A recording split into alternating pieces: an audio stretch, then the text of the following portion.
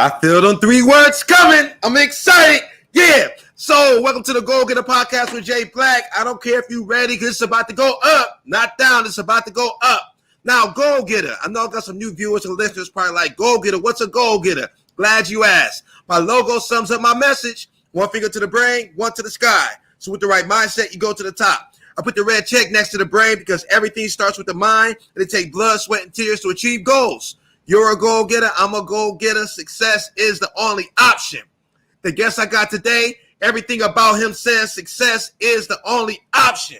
But before I get to my guest, got to start off by shouting out my mentoring program, Goalgetta Academy.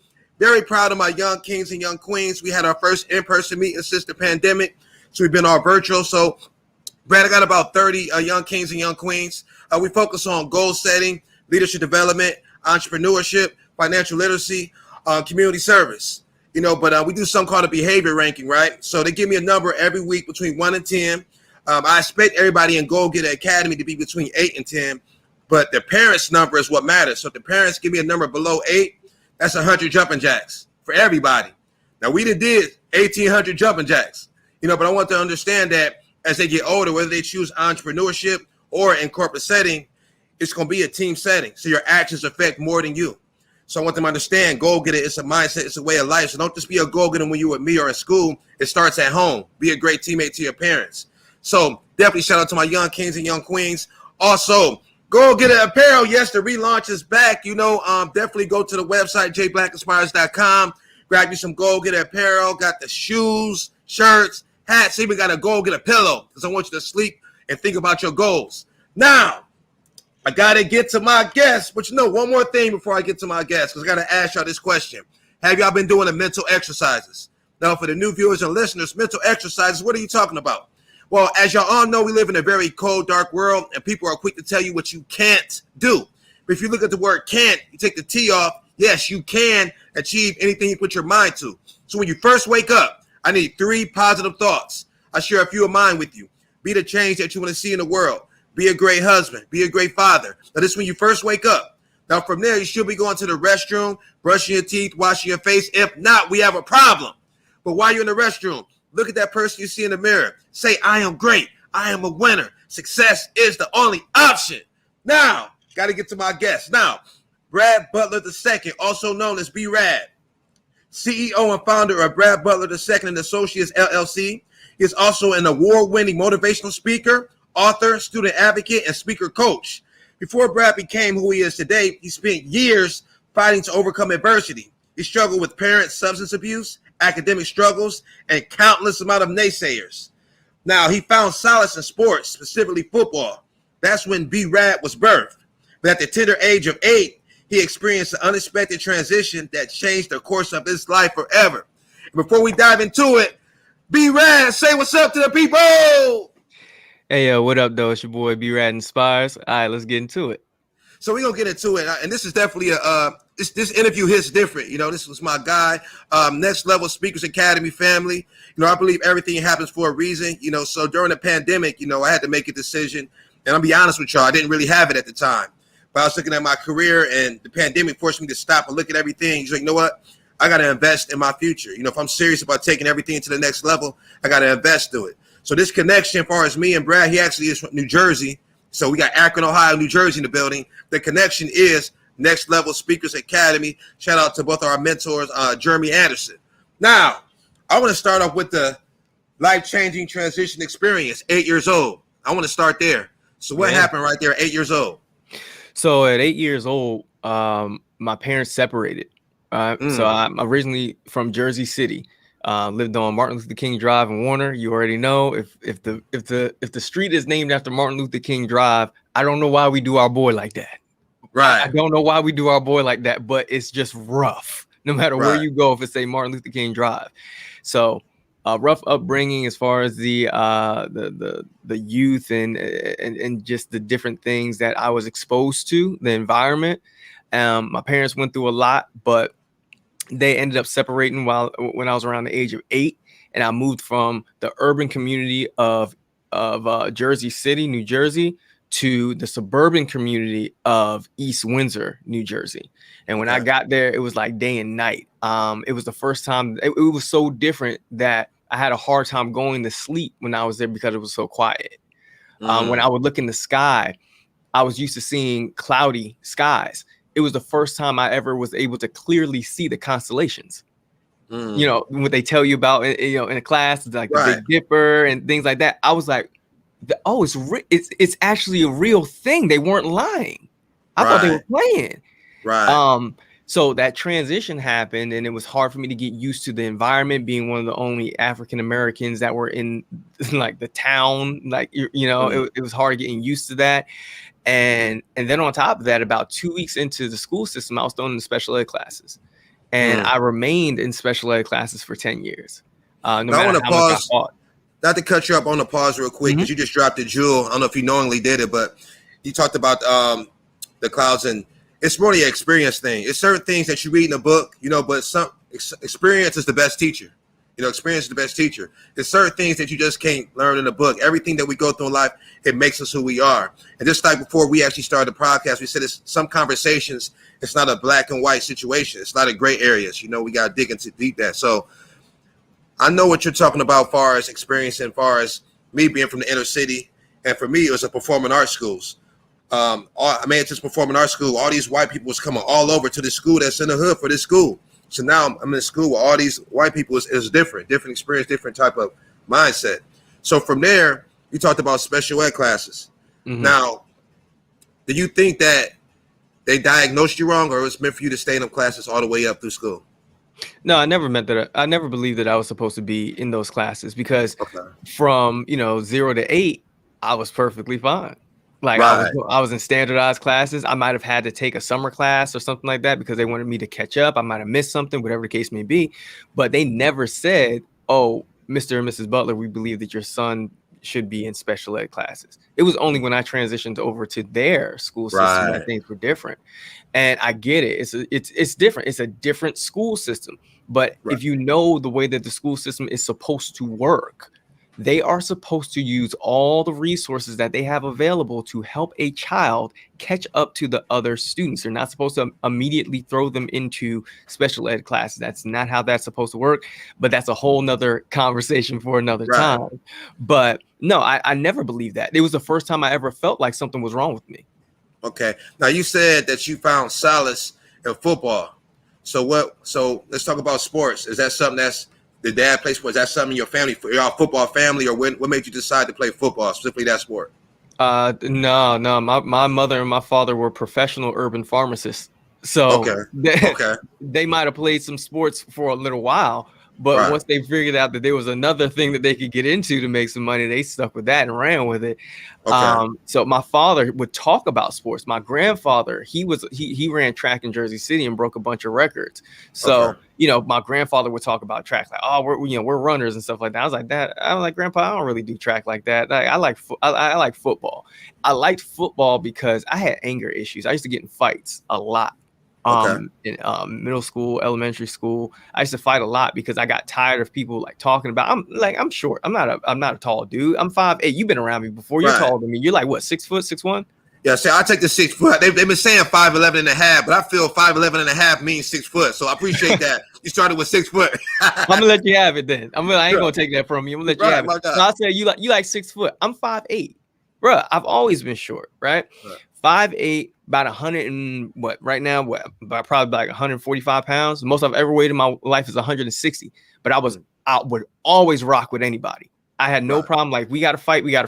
It is what it is. Like, if we gotta like, we on the football field and stuff like that. That's why coaches always love me, because they'd be like, yo, we can line Brad up in front of anybody, and it like, good, bad, or indifferent, Brad ain't backing down. Like, so let's talk about that. So that there is something that you can't teach people. What you're talking about right now is heart. Everybody got their heart. 145 soaking wet, and you willing to, you didn't care. You gonna line up with somebody that's 250. Having that type of heart. Do you think it was because you were smaller, you automatically gravitated, had to show people what's up, or where did that heart come from? It was the upbringing, or? No, it's my father. My father, like, my father is like about the same height as me, and my father was known for knocking cats out. Right? Because he was just in the game. He was in the game, so it was just people gonna test you. So he was just, it was an everyday thing, whatever. So for me, he was like, Brad, if you're gonna be involved in sports and stuff like that, they're gonna give you the eye test, and you're not gonna pass. So what you have to do is you have to pass the test on the field. And a lot of times it's not gonna be because you jump the highest or you're the fastest or the biggest and strongest. But Brad, if you ain't willing to quit, if you got that never say die attitude, if you got stamina, if you're willing to outlast some people, because one of the things that I've always learned when it comes to sports, and I actually incorporate that into my business in real life, is that most people, like when they get tired, when they get fatigued, well, the saying, fatigue makes cowards of us all. And I've watched grown men, I've watched the biggest and strongest men cower in fear and break under the pressure because they couldn't handle it when we got the fourth quarter and I was still digging in their behind. You know what I'm saying? You know what I'm saying? I'm still on your heels, bro. Like, no, I'm not going nowhere. You know? So that's a different type of mindset and mentality. And I apply that in my business. I apply that in my life. I apply that to my marriage. Like I apply that to my friendships. I apply that to my family. And all the work that I do, I have that mentality and that heart in all that I do because I believe that I will outlast you. I love it. You know what you made me think about? And I know you're a football guy. I know you've seen this movie. You made me think about Rudy. You seen Rudy? That movie, right? Woo, hey, I just love the heart. He was relentless. We talked about never say die attitude. That takes you so far, way farther than talent. It's way deeper than football. So that's dope. That's dope. So now I want to fast forward. So motivational speaker. Where did that come from? I want to take me to the exact moment when you said, you know what, you caught that bug and say, you know what, this is me. Well, to tell you the truth, I didn't want to do it at all. I wanted no parts of being a motivational speaker at all. I thought the most that I could be in my life was a manager at Verizon. What year was this? That was what, 2000? Shoot. Man, when was that, man? Like okay, so all right, I won the NCAA championship in 2011. Hold on, you won it. You say you did what?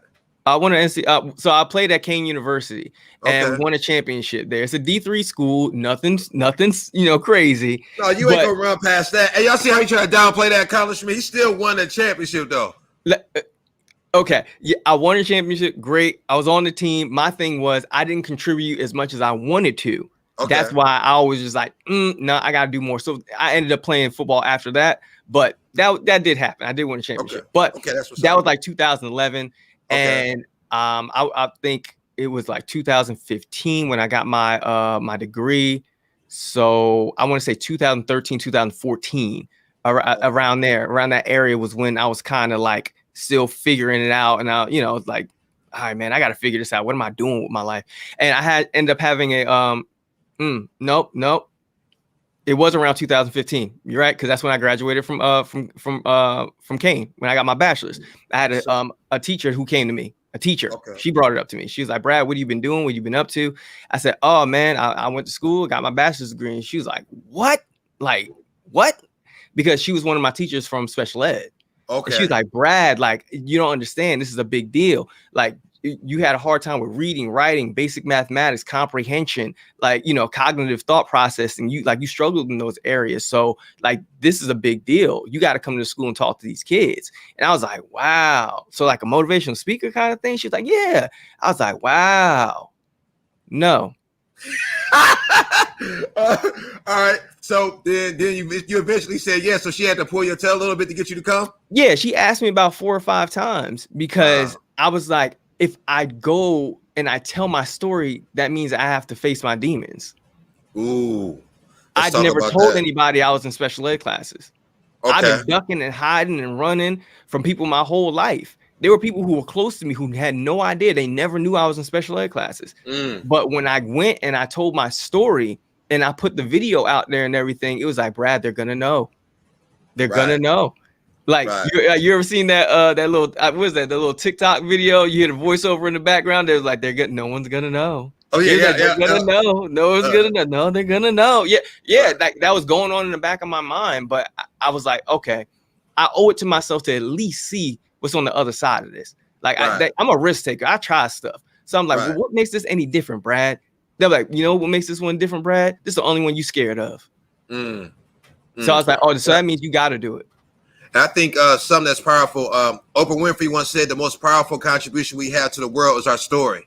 So we shouldn't sugarcoat it. And already just this far, your transparency is definitely, I know we gonna touch somebody. As far as you having parents that was in the streets, you know, you chose a different route. Even with the split, people don't talk about that as far as the effects, as far as how when parents split, how that affects, and you were so young. And then you didn't stay in the same community. You went to a whole different community. So young, there's some traumatic situations, you know. So with you being a youth motivational speaker, you got so many different angles to hit. Because definitely if you choose to be fully transparent, some people don't have the courage to tell their full story because they're worried about what people are going to say. So you got to the point, you said, you know what, I'm going to be me. This is me. So is that something that you was like, forget it? Or because I know you said the teacher asked you 4 times to come. Were you fully transparent at that time, or it took a couple of years, or where did the full transparency come from? No, I was fully transparent, you know, with my story, and I didn't realize as transparent as I could be at that time. Okay. Because there were still some things that I needed to unlock in myself that didn't come until a couple years later.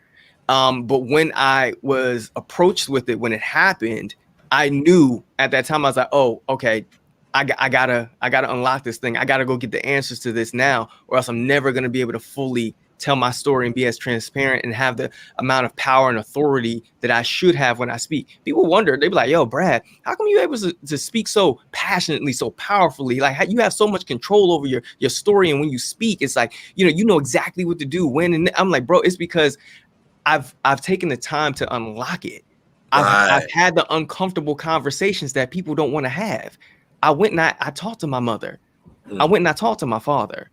You know, I faced those demons. Like, I dealt with those issues. I had those uncomfortable conversations with my wife, and I got it out the way. I was vulnerable. I did it. And I was like, okay, now that I was able to do that, that was the hardest thing. Those were the hardest conversations I ever had in my life. So you telling me I get to stand in front of a crowd of people who don't really know me from a can of paint, and all I got to do is inspire them and tell them that no, they can live their dreams, and just walk them through my story and how I was able to reverse engineer my success. That's easy.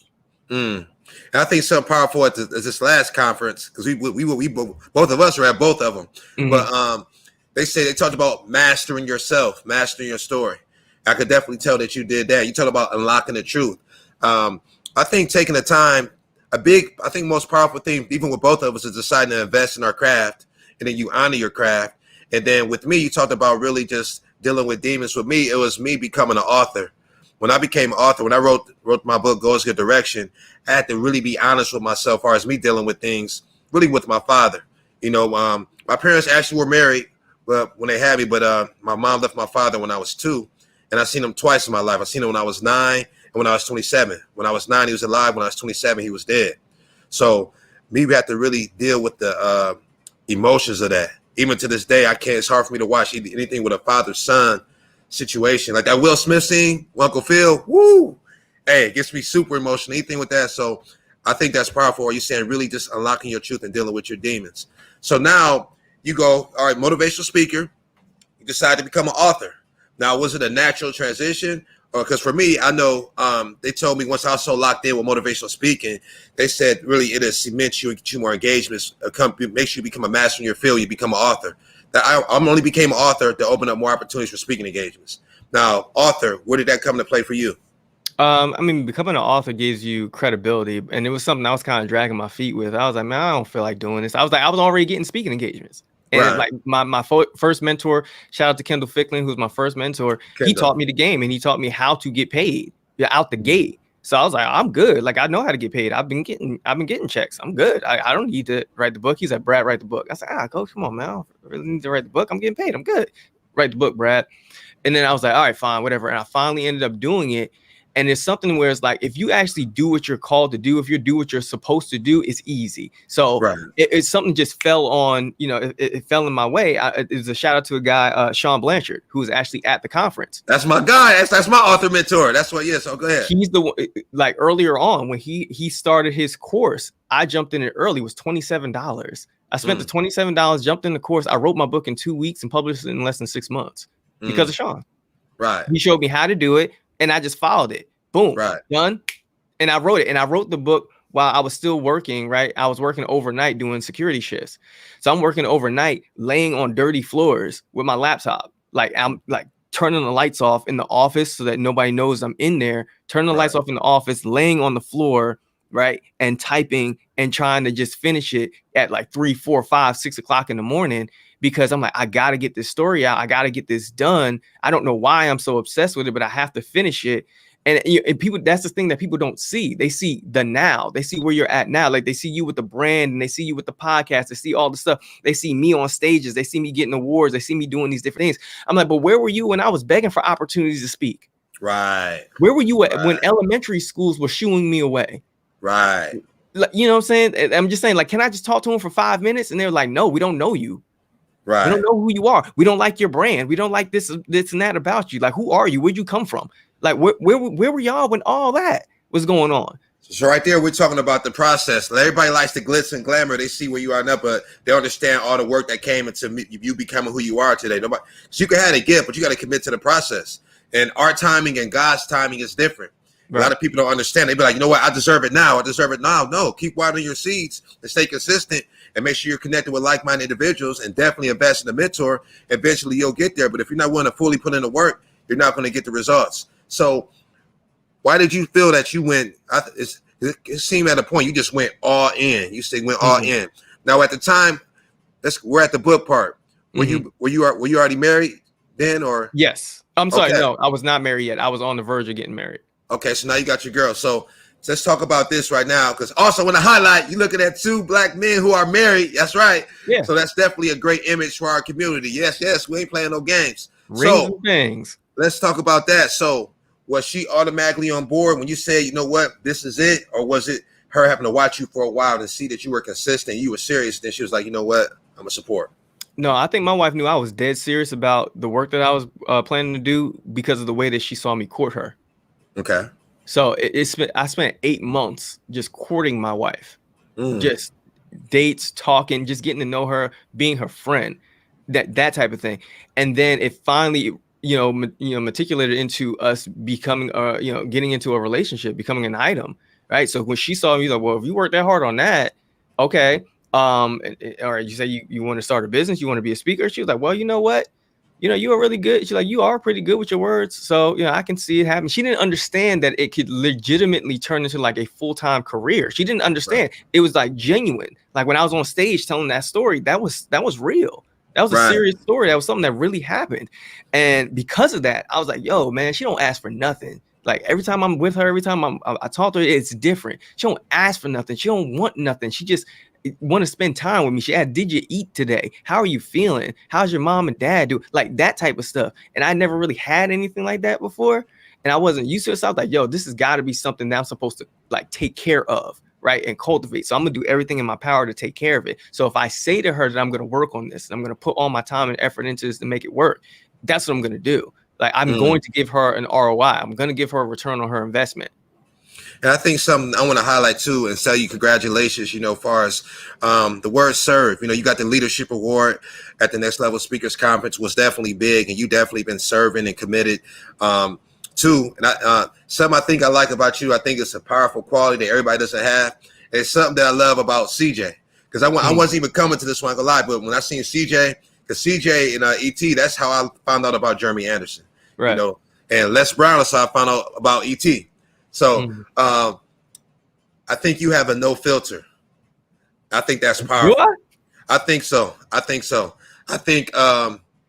definitely if somebody gonna ask you a question, depending on who the person is, because I can recognize anybody because my mom was like that, what I'm saying? But definitely you talk about people that say they want to be speakers, they're committing with Next Level Speakers Academy, and now you're a person that's in a leadership role. And you gotta be willing to tell people the honest truth if you're serious about them growing. See, growth is painful. But if you don't want to grow, you just keep yes people around you. But you don't want, if you're not going to grow, if you just keep them type of people around you. You need people that's going to say, no, that's not it. You need to do this, do that, do that. So you automatically own that role as far as wanting to help people with their pitches and their presentations. Let's talk about that. As far as, do you feel that people take it personal sometimes if you critique them, or are you so locked in and saying, I want to, like you said at the conference, I really want to see you win, so it doesn't matter. I'm just going to do what needs to be done? Yeah, like I really do want to see people win, and most people don't know this about me. Like when you see me in that role of coaching, then I'm okay. As far as the disc assessment, if you don't know about it, hey, go out there and research and find out about it. You need to learn about it. Disc assessment, William Marston's disc assessment. When you see me in that role of coaching, I'm in that high D. I'm in that high D role because Jeremy has trusted me with that role, so I'm not about to let him down. Right. It's not about to happen. I'm there I'm with Ben. So Ben is always on point doing his job. I'm not about to let Ben down. I'm not going to let Jeremy down. I'm not going to let Tracy down. I'm not going to let the people down who entrusted me, like people who saw, a gift, like a light in me. Right. That's always how I've been. I'm loyal. Right. Loyal. I ain't going nowhere. You give me an opportunity to do what I do best. Oh man, I'm like, you let me use my gift. Bro, I'm gonna show out. I'm gonna over deliver just like Jeremy does. I'm gonna over deliver. I'm gonna do everything I can. But at the other side of it is when people saw me at the conference, it's the first time they were able to see me in person. So when they see me in person, I'm naturally a 99, 95 I. I'm a big personality. I love everybody. So when I'm able to be in that role, then they're like, oh, wait. Oh, you laughing, you joking all the time. Like, this is how you really are. Like, this is how I really am. But when it's business time, I have to take care of business. Right. Because I cannot afford for Jeremy to call me and say, Brad, that wasn't it. We can't do this no more. We got to shut this down. I'm like, oh, no, I just messed up the legacy. I just messed up like he gave me the word. I got pause. You just said a powerful word. I want to hear your stance on that. Yeah. That's what I'm big on. You know, my last track of my last motivational speaker album, last track is called Legacy. So Legacy. So a lot of people make bad decisions because they're thinking about right now. They're not thinking about ahead, the future. Mm-hmm. But legacy, if you're focused on legacy, it changes the way you move and everything like that. So what does that mean to you? Like, is legacy, is that something you think about often or? Legacy means everything to me. That's what I do it for. I grind for my last name, not my first name. And I heard Dame Dash say that first. Did you hear? I was about to play in the words of Dame Dash. That's how I live my life. I'm constantly working and grinding. And I had to go and I had to see shout out to Dewan Matumbo, because I had to talk to him about that. And he was like, Brad, all the goals and everything that you say that you want to do and all the things you want to accomplish, it's attached to everybody else but you. It's like, Brad, don't you know it's okay for you to like some things and do some things for yourself? I'm like, I get it. I'm like, but I'll get to that later. I got to make sure that, my wife, like, I want to pull my wife off her job. I don't want her having to work for other people. Like, I don't want my mom having to work for other people. Like, I want my people to be okay. I want my people to be safe. I don't want nobody telling them what to do. Like, my family have gone through so much and struggled so much that the only thing on my mind is the legacy. Is to provide something for them that they're like, okay, wow. We didn't even know that we could live a lifestyle like this. And then the family, or I should say the generations that will come after us, that's all that they know. All they know. That's how it's supposed to be. Right. Love it, love it, love it. So if somebody said, who is Brad Butler II, what would you say? I'm just, in short, I'm a regular guy, just like you, who recognized his gifts and put everything into it, invested all his time, effort, money, resources, prayer into it. I put everything into the gift that God gave me. And that is the only thing that makes me different from the average, the next individual. I've told other people when we were at the conference, they were like coming up to me like, oh, Brad, man, you're such a great speaker and this and that. You're so passionate, this and that, blah, blah, blah. I said, listen, the only thing that makes me different from you and why you feel that I'm a better speaker than you is because I was willing to fail more times than you were. So you want to get here, or you want to get to Jeremy's level, ET's level, Les Brown's level, you want to get to that level, fail. That's right. Fail your way to success. Just go out and try and just keep doing it over and over and over again until it gets better. And I believe it's a lesson because I really don't believe in that word. I don't believe you win and lose. I believe you either win and learn. But when you transform that, because every failure, there's a lesson every time you don't achieve a goal. There's a lesson, but you got to receive the lesson. Like you just said, you keep trying, keep going. So definitely powerful. Now, I wanted to ask the question just slipped my mind. I wanted to ask you this: come back. Well, another one to ask you that'll come back to me. 5 years from now, where do you see Brad Butler? Oh man, 5 years from now, I'm trying to be a household name, traveling the world, not just the country, traveling the world. I mean, I've already had the opportunity to speak in different states. I mean, I've technically spoken in other countries virtually, but I'm trying to touch down on something like Ghana, Haiti, whatever. You know what I mean? I'm That's trying what's to go up. around the world, visit my people, hit the motherland, all these different, just around the world, all different places. And I'm just trying to be as much of an inspiration to them as I can possibly be. And I'm not limiting myself. I'm not one of those people that's going to say, oh, I can't do this. I can't do that. This ain't going to happen. Listen, I'm trying to come up with some outlandish dreams. I'm trying to That's come what's up with up. stuff that don't make no sense to my wife. I'm trying to scare her every Right. time I tell her what my dreams are, because Right. that's the problem with most people. You create a dream that's actually attainable. Oh, I want to go to college. Bro, all you got to do is enroll. That ain't hard. That ain't hard. Right. But when you say, I want to become the CEO of this company, or I want to create this, or I want to do that, I want to travel here and do this and that, blah, blah, you have to create something that's so, like, it seems so unattainable that only God can help you get it. Right. And I think when the audio is released to this, you'll hear the intro to the podcast. So something I say, my mindset, the Goalgetta mindset. Since I'm here, why not be the greatest ever? Somebody got to be the greatest ever. Why not me? And it's a win-win situation. Let's say I don't become the greatest ever. I'll become one of the greats. What it does is it stretches your work ethic every single day, because the goal is so crazy. And that's what it's about, stretching yourself, living outside your comfort zone. Now, the question, I had to write it down so I forget. Just wanted to ask you, take us back to your first experience when you got your first check as a motivational speaker, the feeling. I want to know about that. To tell you the truth, it wasn't a check. It was cash. It was cash. Okay.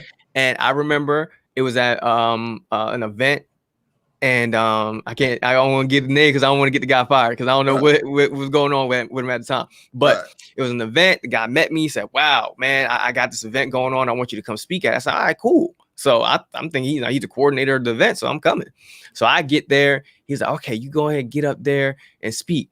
All right. And when they call your name, I'm gonna bring you up there and speak." I'm like, cool. But prior to that, I saw him going to all the tables and like picking up pamphlets and then putting out new ones. I was like, oh, okay, cool, whatever. So I speak, do my thing, get done. He said, okay. He said, man, come on, let's go back to my office. I said, all right, great. So we go into the office. He said, little brother, you did a great job. And he handed me a crumpled up $50 bill. I didn't know prior to the event he was actually the keynote speaker. He removed his name and put my name on because he believed in me enough from just a conversation that me and him had. He said, little brother, you got something special. He's like, there's something special inside you. He's like, and I'm gonna do everything I can to help you. He's like, so if I can give you this opportunity, great. I didn't know he was gonna pay me, but he did. And that was the first time I got paid. And I came home and I ran home like Willy Wonka, with the golden ticket, right? Came home, brought it to my wife. I was like, yo, I got paid. And she couldn't believe it. She celebrated like it was $1 million. And I was like, yo, that's my rider. That's my ace. And shout out to my wife, Suge. Her birthday is today. So after we done with this, I'm taking her out. She don't know where we're going. I almost said it. But anyway, she don't know where we're going. She probably ear hustling at the door. But anyway. But I'm taking her out for the rest of the day. Just celebrating life, But yeah, that was the first opportunity. And after that, I was like, okay, I know I'm at least worth $50. Right. Well, I love it. And shout out to your queen. Definitely happy birthday. I was about to tell you to shout her out anyway, because I didn't want you to get cussed out. Because anytime we on the platform, you got to make sure you shout out your queen. So let me get mine out the way. Gorgeous. Where would I be without you? Thank you, God, for sending me my blessing. They say with the right woman by your side, you can't lose. That's why you see us too. We win and we blessed because we got the right woman by our side. So definitely, man, shout out to you and everything you're doing. I know great things are in your future. Keep your foot on the gas pedal. The last thing I want you to do is give the people some two things. First, giving the people your social media information so they can stay connected, and then give the people some principles that you live by. Sure. So if you guys want to stay connected with me, it's super simple. All you got to do is type in Brad Butler II. Brad Butler II. So whether you write it out with Brad Butler with the 2 Roman numeral 2s, or you write it out with Brad Butler, the THE2, the number 2 ND, like either way you do it, I'll pop up. So Brad Butler II, that's the easiest way to find me. If you're looking to book me, www.bradbutler2.com, bradbutler2.com. And as far as just like some nuggets, some inspiration for you guys, or something that I live by. Okay. I just recently said this. I just recently said this on Facebook. Trying is not enough. Trying is not enough. It's a hard pill to swallow. I had to learn it the hard way. I was like, man, I'm out here and I'm trying. I'm trying to get these gigs. I'm trying to get paid. I'm trying to be an author. I'm trying to do this. I'm trying to do that. I'm trying to be the next generation of motivation. Bruh, nothing changed until I became. Love it. Nothing changed until I became it. All the trying, it goes out the window. You can't try to lose weight. You have to lose the weight. Right. You can't try to get a check. You got to get the check. You can't try to be a good husband. You got to be one. You can't try to be a good father. You have to be one. There is no gray area. There's no gray area with certain things in this world. When it comes to your character and your core values, there is no gray area. Either you are or you are not. That's all there is to it. And that's how I live my life. That's how I go about certain things. I don't drink. I don't smoke. So when I go out to places and then they're like, oh, do you want to drink? No, there is no gray area with that with me. I don't drink. So don't give me a drink. And don't, you know what I'm saying? Like there's little things like that. There's certain things like I have integrity about my business. There's certain things, there's certain places I will not go, certain things I will not do because of the fact that if I intend to get to a certain level, I have to have certain standards. And when you have those certain standards for yourself, when you hard on yourself, you definitely not going to let nobody else slide. Right. So definitely starts with, I love it. So when I get people that come to me like, yo, I'm trying. Trying is not enough. I'm sorry. It's not. I know you don't want to hear it, but the fact of the matter is trying is not enough. Instead of trying, what I need you to do is go get the correct information so that you no longer have to try. You can then execute. Right. And I think I love it because it's the go-getter mentality, something I definitely preach. You know, when success is the only option, your mindset is adapt, conquer. Okay, so we're going to adapt. Okay, that didn't work. We're going to adapt and we're going to conquer. We're going to find a way because success is the only option. So every day your day is going to look a certain type of way because you said success is the only option. So that means certain people you can't hang out with, certain things you can't do, just like you said, because success is the only option. You're committed. It's not a try. What? No, we're going to accomplish the goal. Well, I definitely appreciate you coming on. Also, if you go to his social media, you'll be able to book him and get his book. You know, so definitely make sure you stay connected with this guy. He's definitely the truth. And he's serious about uplifting and changing lives. So I appreciate y'all tuning into the Goalgetta podcast with Jay Black. Make sure September 11th, I'm doing a podcast live event with the audience. It's going to be crazy. I have tap in with T. Biggs and Miss Dean, a husband and wife. They recently was on tour with Master P before the pandemic. Recently was on his show. He rated their clothing a 9. So they're going to be there. I'm going to interview them and they'll be performing. Also, I have Joyce Richardson. She's a celebrity hairstylist. Also, she started Joyce Richardson the design. Amazing queen, doing it big. Also, we have Sharday Slater, artist from Akron, Ohio. She did a LeBron James mural with the Space Jam characters. Went viral, went crazy. It's going to be a crazy event. And, of course, you know, I want to add as much value as I can to your life to take your life to the next level. So go to my social media, any social media page, hit the link, grab your tickets. So I appreciate y'all tuning into the Goalgetta podcast with Jay Black. I love and believe in you. And always remember, and hold up before I say this, Brad, make sure you stay on before when I end this, okay? So we got to wrap the words. Okay, now I can end this. Now always remember, only person that can stop you is you. Yes.